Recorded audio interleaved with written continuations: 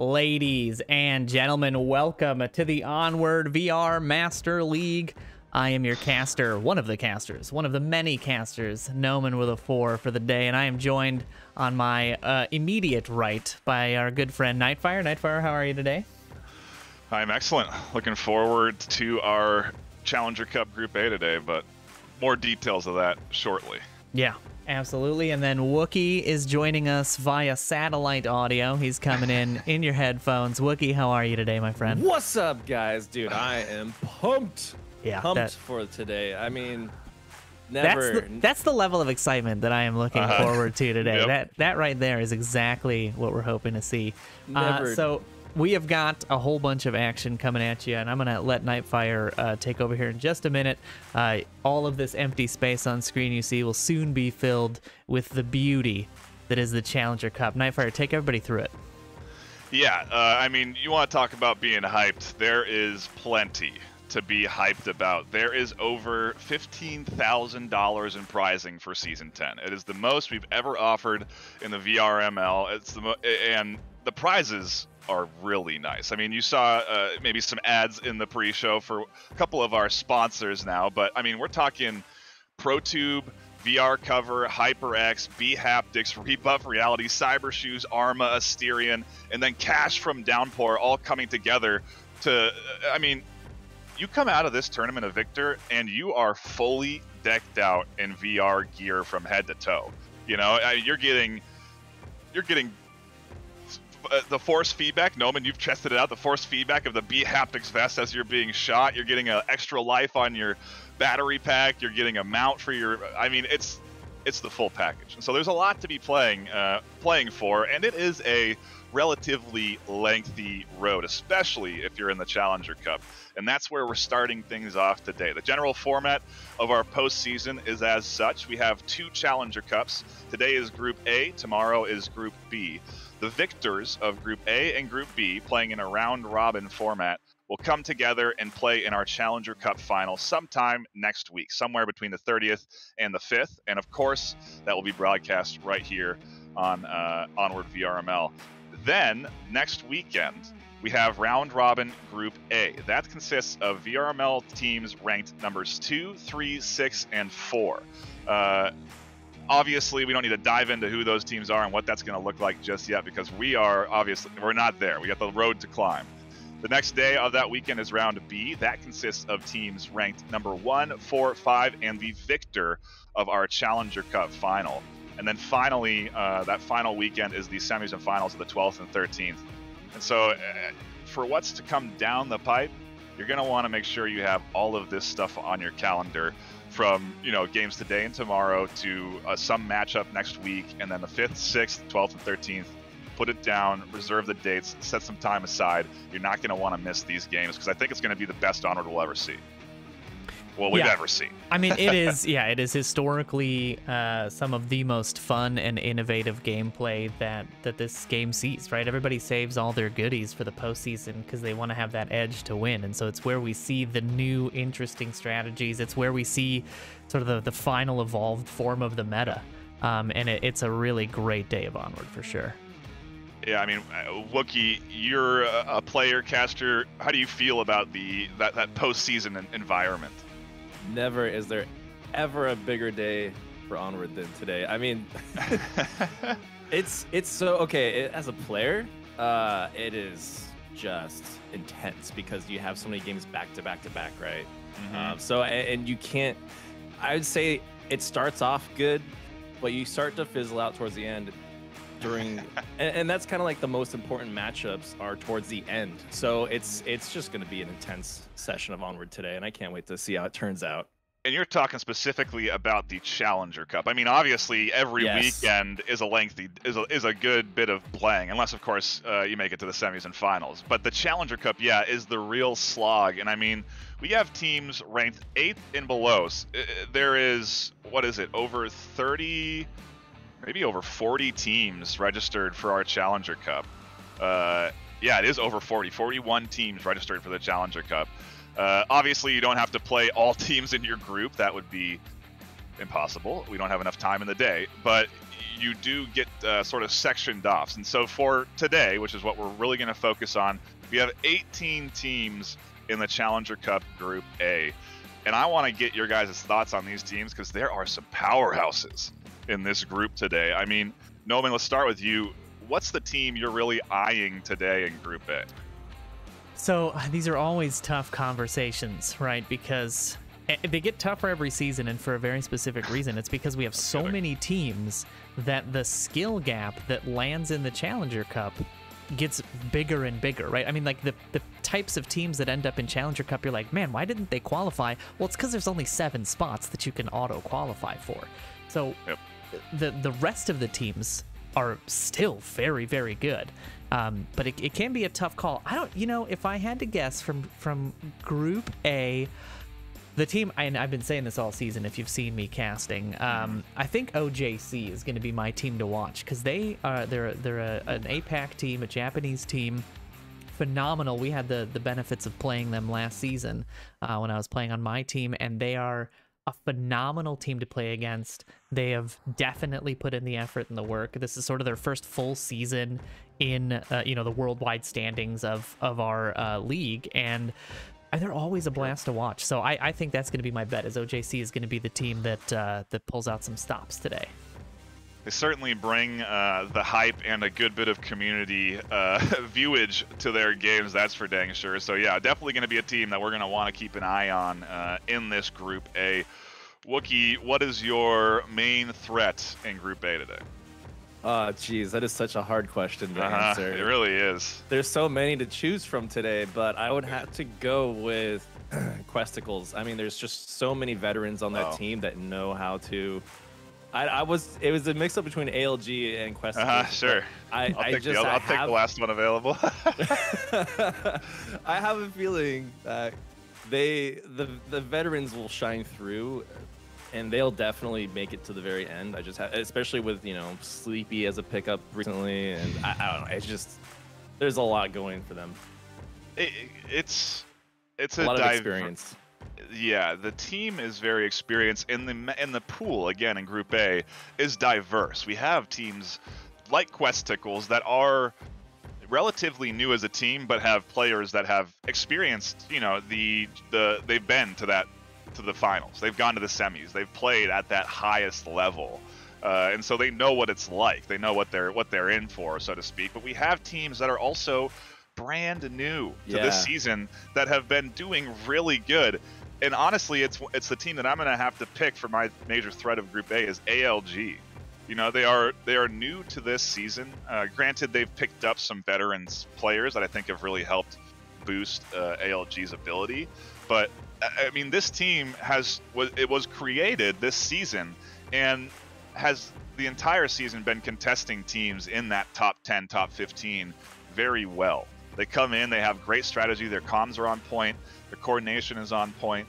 They're going to be a tough team to uproot, but I mean, to your guys' points, we got OJC, we have Questicles, we have veteran teams like Legionnaires, we have another new team, like we have Ground Branch, we have Riot, VR Loyal Dogs, VR Reapers, Warfare. There is a ton of variety in this Group A, and I'm really excited about it. I mean, the question, I guess, becomes sort of at the overall scope of things when you're looking at it, which group do you think is more powerful? And I think it's kind of a bit of a toss-up. There's a real powerhouse teams like Animal House in Group B, but I mean, yeah, I'm just looking at these tomorrow. Groups. There's more tomorrow. There's more the next week. There's more the next weekend. I mean, that Challenger Cup final, no man, that is going to be an exciting one next week. I'm already looking forward to it. I have to think about the games we have coming up today. I still don't know what that bracket entitles and what we're going to see first, second, third, so to speak. But I mean, it's going to be some stellar matchups today. I cannot wait for it. I guess the kind of final question: what sort of do you think we're going to see new strategies today, Numan? Do you think teams are going to be breaking out that sort of you know, something that they've been practicing for maybe all season and kept it in their back pocket, or do you think it's that gets sort of reserved for later stages? Well, I mean, if you're in the Challenger Cup, there's no better time than now. I mean, this is the time that you have to do whatever you have to do to win. I mean, these are, you know, maybe in round robin stages, maybe in semis, you hold on to your wild card, your ace, you know, your ace in the hole. But if you're in Challenger Cup, you got to put it all on the line. You got to beat 40 freaking teams. I mean, not only that, but you have to beat some teams more than once, and you have to play a full series sometime in the middle of the week. So you just have to get out of this stage, and then you have to beat another team. So, I mean, I don't think anybody's going to be holding anything back. I think we're going to see aggressive play. I think we're going to see people take risks that they normally wouldn't take. And then I'm curious to see, it's always one of my favorite things to see, is how do teams deal with the fatigue, right? Because we've got like 4 or 5 hours of gameplay ahead of a lot of these teams. And I mean, that is a big deal. We'll see how they cope with it. Yeah, you know, I talked about, you know, to Wookie's point, Quest Tickles does seem like a team that should be prepped for this. I mean, Wookie, you talked about it too. This Challenger Cup is just a slog. You know, it takes a little extra. Yeah, no, it's excuse me. The only thing I actually am worried about are the Quest users. So I hope everyone brought a battery. That is a great point. We definitely have some new teams that are Quest dominant. They play strictly on the Quest, which, hey, I guess something we should be mentioning. Onward, I think is it 35% off still, or was that just yesterday? I think it still is. Yeah. During the. I think it still is Black Friday. Yeah. Yeah, I think it might still be 35% off. This game runs on everything. Runs on your Quest, Quest 2, PC, Link, whatever you want. You can play this game on all of those platforms. And so in this league, that's the case. We have teams that play on Quest 2s. They play on Link. They play on Indexes, on Vives, on Rift S's. We're not specific on our headsets here in the league. You can play on whatever you want. So that's what you're going to be seeing today. And I mean, it is going to be exciting stuff. Let's get down to the brass tacks, boys. Okay. Who's coming out of Group A with a W? Who's going to that Challenger Cup final? And I'll start with Wookie, because Noman, you've been going first lately. Mm-hmm. So you mean overall? Who's going to win Group A? Who's going to come out? Who's coming out of Group A? Well, Legionnaires just got disqualified, so I guess they're not going to show up.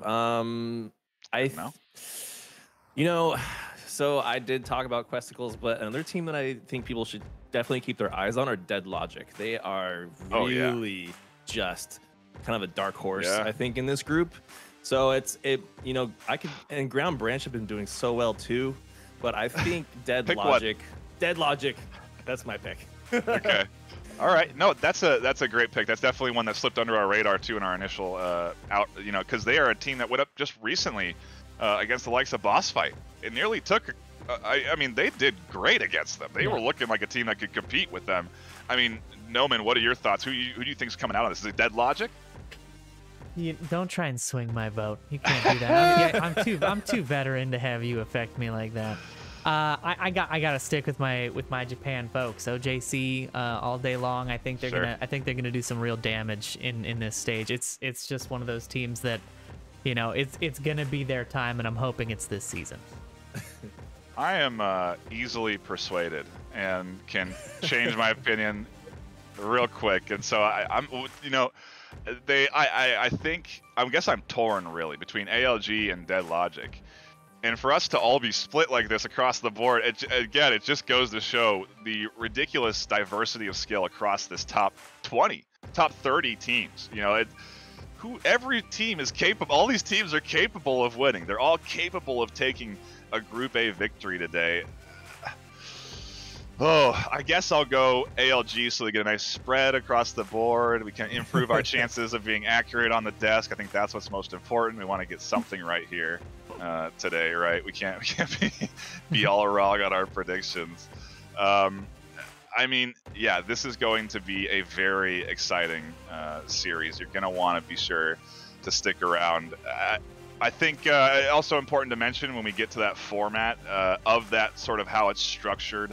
I believe it's a single map against a different team each map, and they play 5 maps. Is that correct, Noman? That is correct. Yeah, 5 rounds, 5 maps. But the format has changed a little bit because now the teams get to select that map. So they alternate bans until they are left with just one map, and then that is the map they play. So normally we would have all 5 maps in rotations per round, but now each matchup will get to select a map in their choice. So that's a new thing happening in the Challenger Cup for this season. Interesting. So home team starts ban first, and they ban down to a map, and then that's the map they go with. That does change a lot because last season that was so hard because you had to be proficient at every single map in the pool. And you still have to be in case they, ban your map. Exactly. But still, it's gonna be an interesting shakeup in how these rounds go. So. Yeah. Well, so that's, I guess, an interesting point. Wookie, what do you think, is going to be the sort of main map that gets sort of whittled down to? Is it going to be the Suburbia, a Cargo? We're going to see Quarantine a lot today. I mean, what do you think? Yeah, is going to be I think we're going to see a lot of Quarantine. Everyone seems to love that map. It feels like, ironically, the most competitive. It's kind of funny because a lot of people didn't like the changes, but I love the changes. Cargo is also definitely obviously most played, but at the same time, you're going to see a lot of teams probably banning that because we have a lot of EU versus North America teams duking it out. So you kind of want to mitigate that close range between the pond. But yeah, I think Quarantine is really going to be played a lot, and maybe Bazaar.